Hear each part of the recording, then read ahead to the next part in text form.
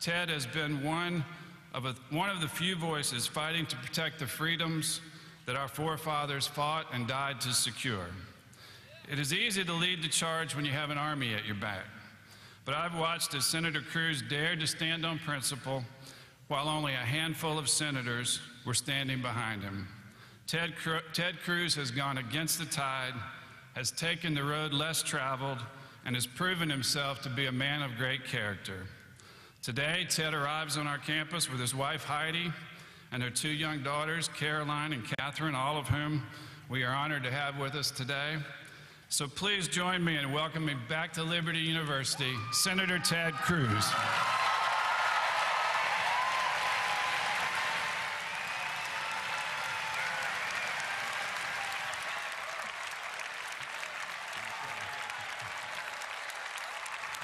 Good to see you. Nice to see you.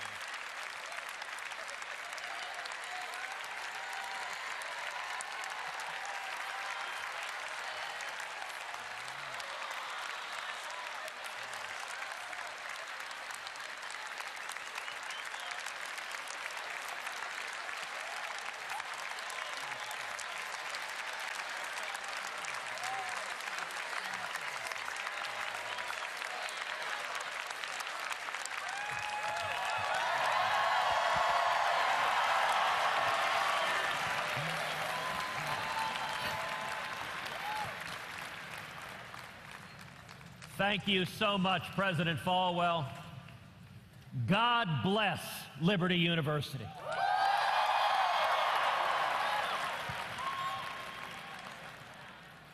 I am thrilled to join you today at the largest Christian university in the world.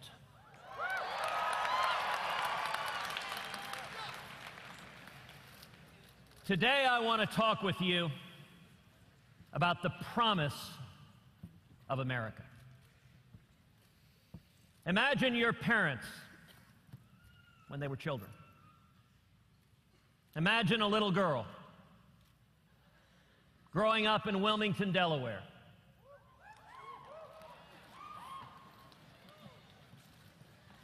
It's during World War II, the daughter of Irish and Italian Catholic family, working class. Her uncle ran numbers in Wilmington.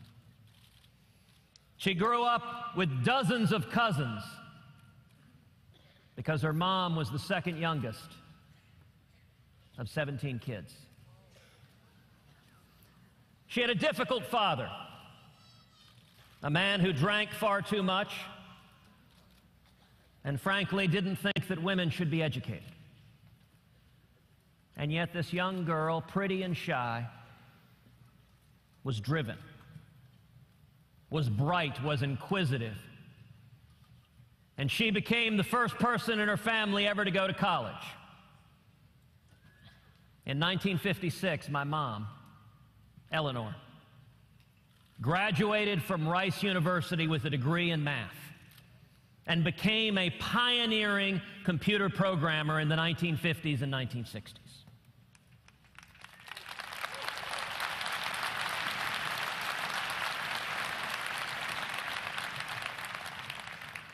Imagine a teenage boy, not much younger than many of you here today, growing up in Cuba. Jet black hair, skinny as a rail.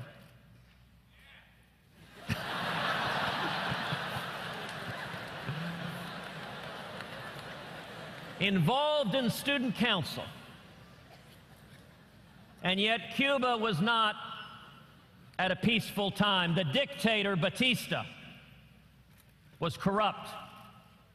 He was oppressive. And this teenage boy joins a revolution. He joins a revolution against Batista. He begins fighting with other teenagers to free Cuba from the dictator. This boy at age 17 finds himself thrown in prison, finds himself tortured, beaten, And then at age 18, he flees Cuba. He comes to America. Imagine for a second the hope that was in his heart as he rode that ferry boat across to Key West and got on a Greyhound bus to head to Austin, Texas, to begin working, washing dishes, making 50 cents an hour, coming to the one land on earth that has welcomed so many millions. When my dad came to America in 1957, he could not have imagined what lay in store for him. Imagine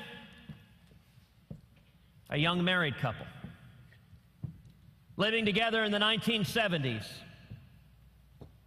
Neither one of them has a personal relationship with Jesus. They have a little boy, and they're both drinking far too much. They're living a fast life. When I was 3, my father decided to leave my mother and me. We were living in Calgary at the time. He got on a plane and he flew back to Texas. And he decided he didn't want to be married anymore. And he didn't want to be a father to his 3-year-old son. And yet when he was in Houston, a friend, a colleague from the oil and gas business, invited him to a Bible study, invited him to Clay Road Baptist Church. And there my father gave his life to Jesus Christ.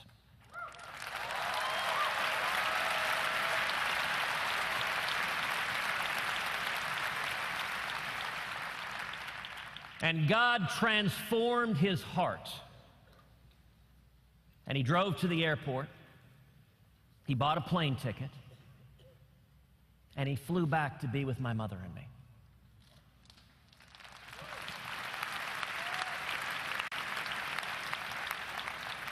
There are people who wonder if faith is real. I can tell you, in my family, there's not a second of doubt. Because were it not for the transformative love of Jesus Christ, I would have been saved and I would have been raised by a single mom without my father in the household. Imagine another little girl living in Africa, in Kenya and Nigeria. It's a diverse crowd. Playing with kids, they spoke Swahili, she spoke English.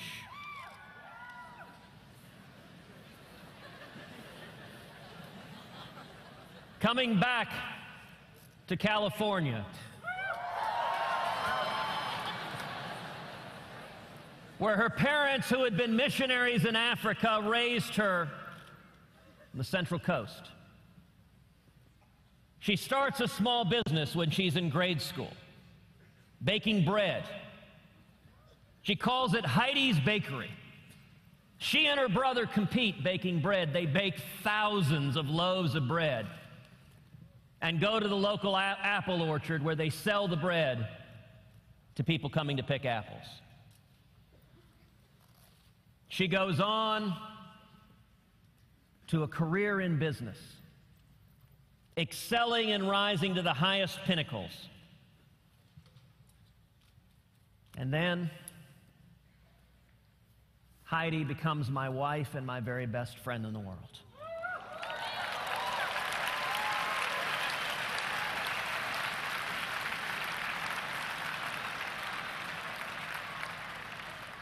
Heidi becomes an incredible mom to our 2 precious little girls, Caroline and Catherine, the joys and loves of our life.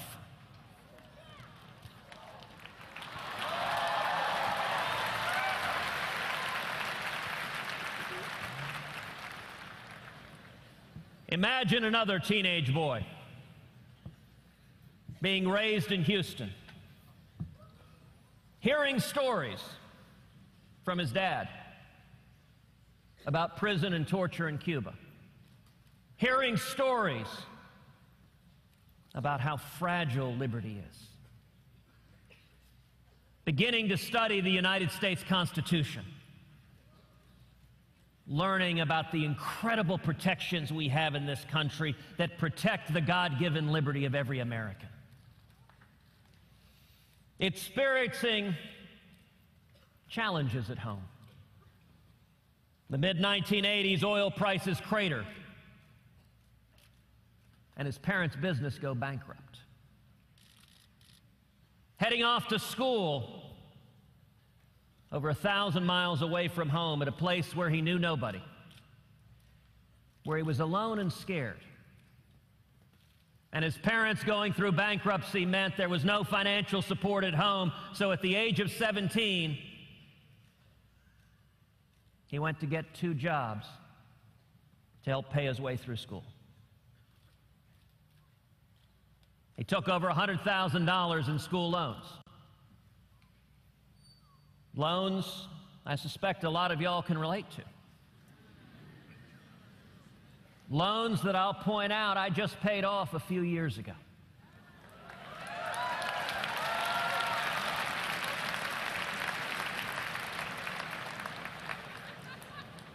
These are all of our stories. These are who we are as Americans. And yet, for so many Americans, the promise of America seems more and more distant. What is the promise of America? The idea that, the revolutionary idea that this country was founded upon, which is that our rights, they don't come from man. They come from God Almighty.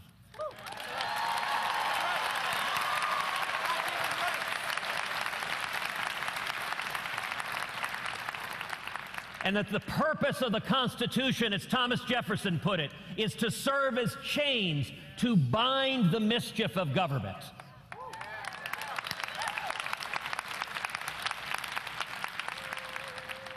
The incredible opportunity of the American dream, what has enabled millions of people from all over the world to come to America with nothing and to achieve anything.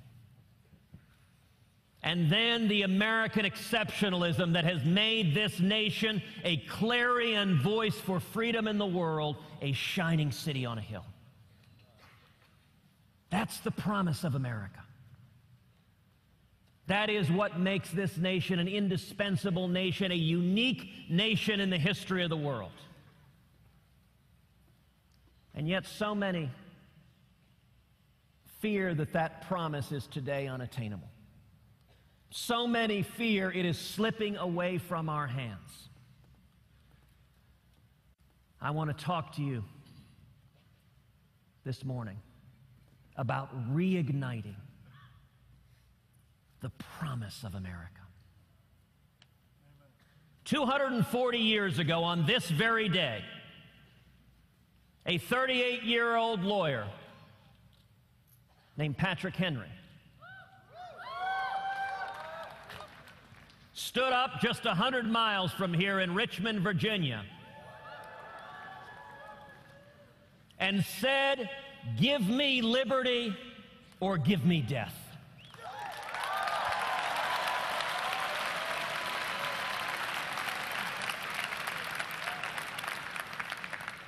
I want to ask each of you to imagine millions of courageous conservatives all across America rising up together to say in unison, "We demand our liberty."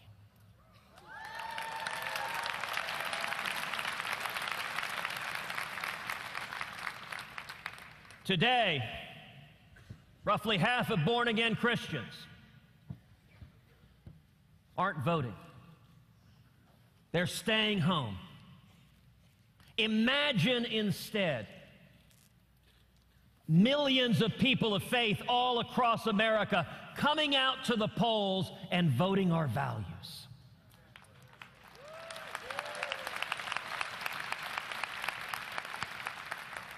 Today, millions of young people are scared, worried about the future, worried what the future will hold. Imagine millions of young people coming together and standing together saying, "We will stand for liberty."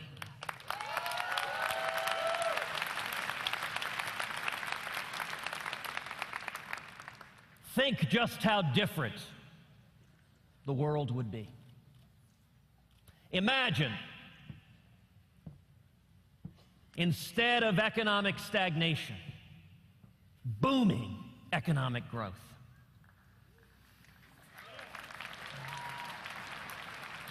Instead of small businesses going out of business in record numbers, imagine small businesses growing and prospering. Imagine young people coming out of school with 4, 5, 6 job offers.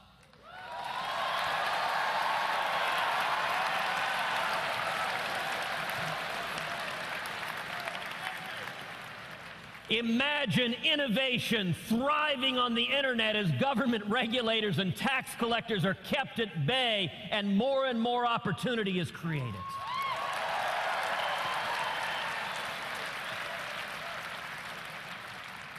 Imagine America finally becoming energy self-sufficient as millions and millions of high-paying jobs are created.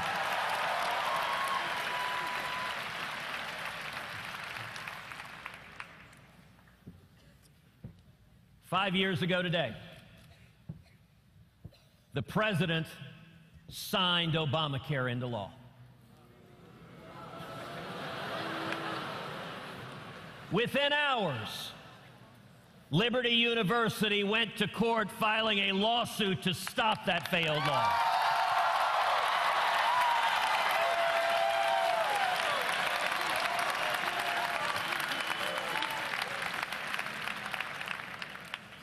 Instead of the joblessness, instead of the millions forced into part-time work, instead of the millions who've lost their health insurance, lost their doctors, have faced skyrocketing health insurance premiums. Imagine in 2017, a new president signing legislation repealing every word of Obamacare.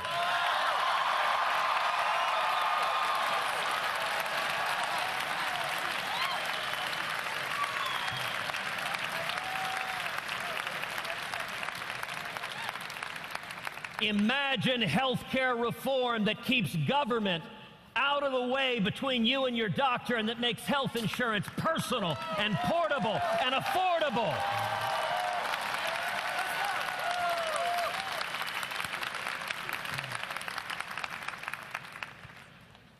Instead of a tax code that crushes innovation, that imposes burdens on families struggling to make ends meet. Imagine a simple flat tax.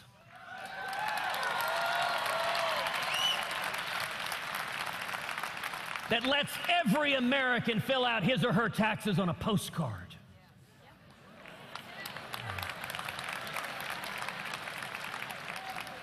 Imagine abolishing the IRS.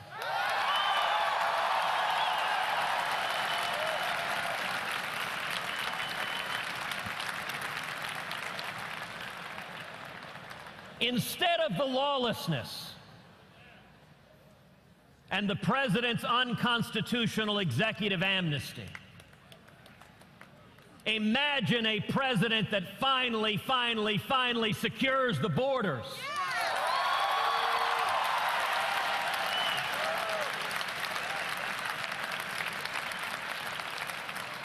And imagine a legal immigration system that welcomes and celebrates those who come to achieve the American dream.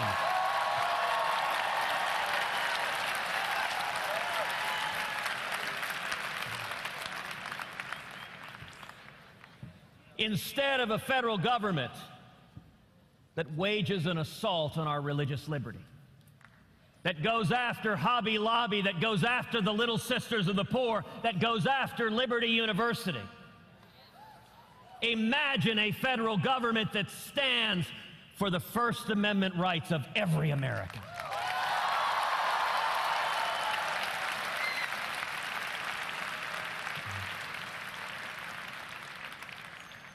Instead of a federal government that works to undermine our values, imagine a federal government that works to defend the sanctity of human life.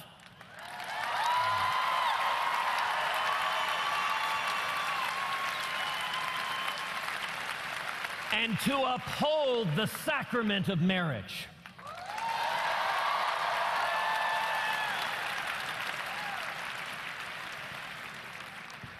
Instead of a government that works to undermine our Second Amendment rights, that seeks to ban our ammunition,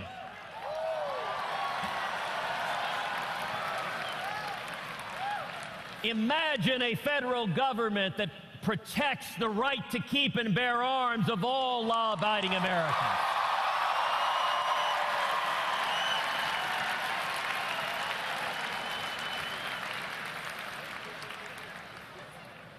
Instead of a government that seizes your emails and your cell phones, imagine a federal government that protected the privacy rights of every American.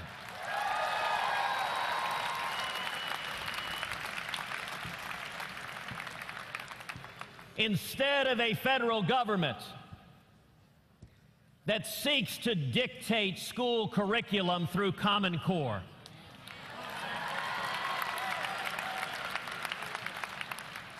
imagine repealing every word of Common Core.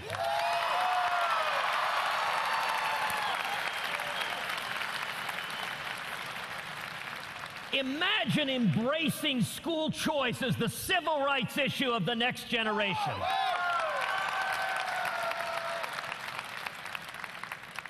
That every single child, regardless of race, regardless of ethnicity, regardless of wealth or zip code, every child in America has a right to a quality education.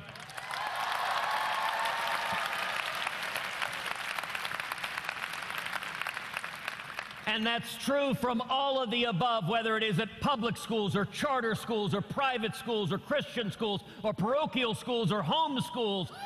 Every child.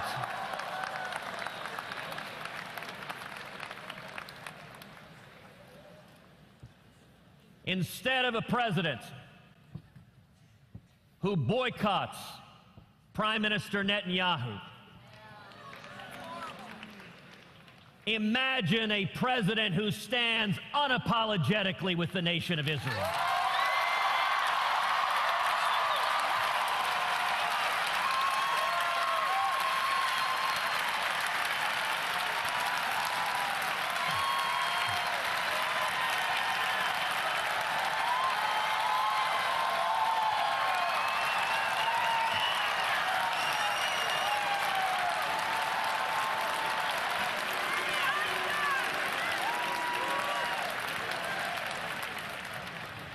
Instead of a president who seeks to go to the United Nations to end-run Congress and the American people. That's horrible.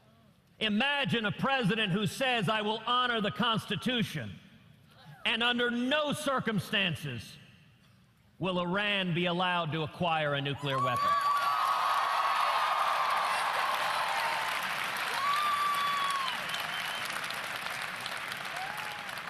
Imagine a president who says we will stand up and defeat radical Islamic terrorism.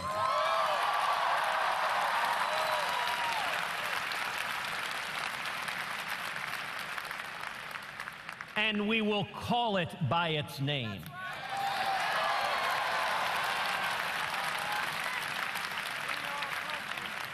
We will defend the United States of America.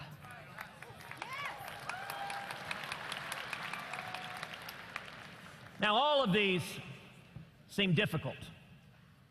Indeed, to some, they may seem unimaginable.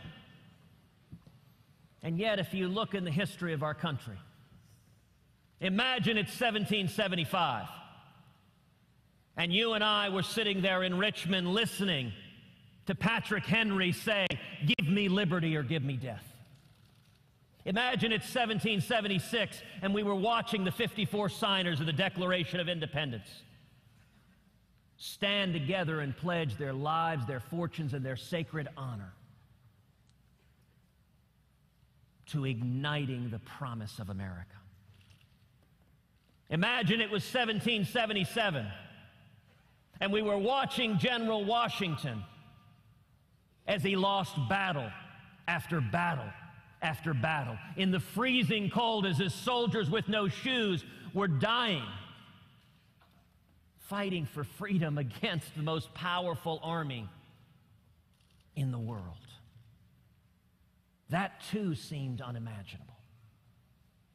Imagine it's 1933 and we were listening to President Franklin Delano Roosevelt tell America at a time of crushing depression, at a time of a gathering storm abroad, that we have nothing to fear but fear itself.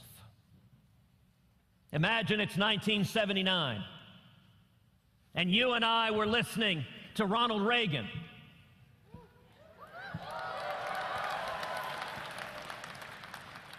and he was telling us that we would cut the top marginal tax rate from 70% all the way down to 28%. That we would go from crushing stagnation to booming economic growth, to millions being lifted out of poverty and into prosperity and abundance. That the very day he was sworn in, our hostages who were languishing in Iran would be released. And that within a decade, we would win the Cold War and tear the Berlin Wall to the ground. That would have seemed unimaginable. And yet, with the grace of God, that's exactly what happened.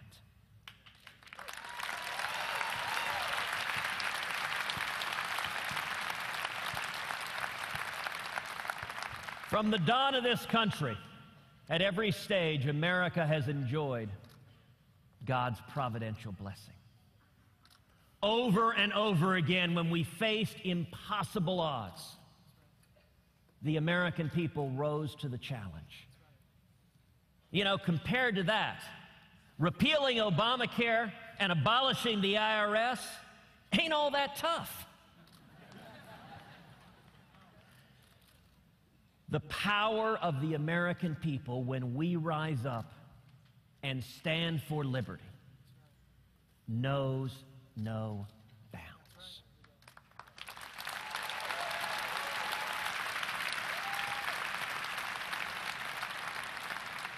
If you're ready to join a grassroots army across this nation, coming together and standing for liberty, I'm going to ask you to break a rule here today and to take out your cell phones and to text the word Constitution to the number 33733. You can also text Imagine. We're versatile. Once again, text Constitution to 33733. God's blessing has been on America from the very beginning of this nation. And I believe God isn't done with America yet.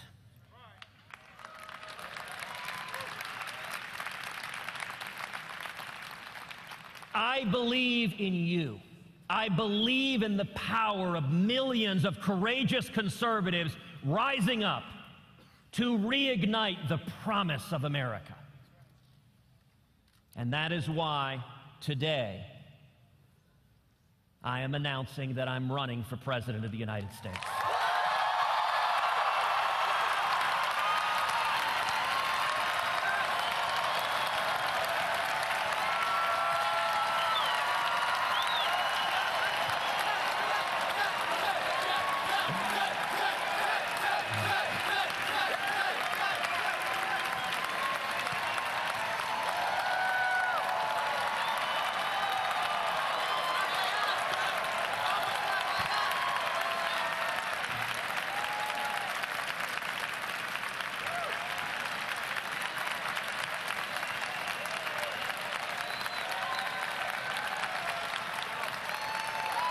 is a time for truth.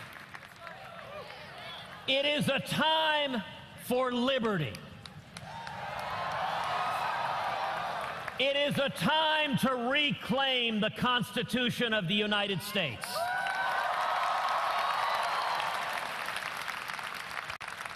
I am honored to stand with each and every one of you, courageous conservatives,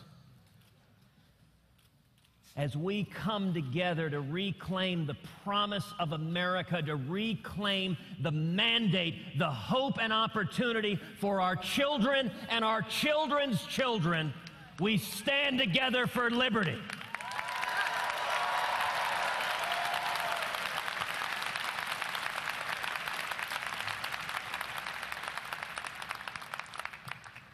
This is our fight. The answer will not come from Washington.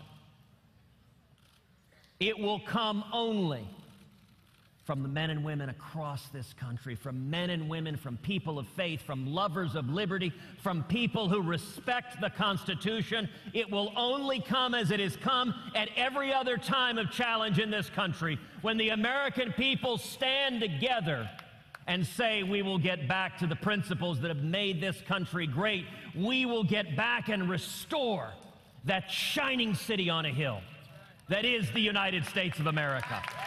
Thank you, and God bless you.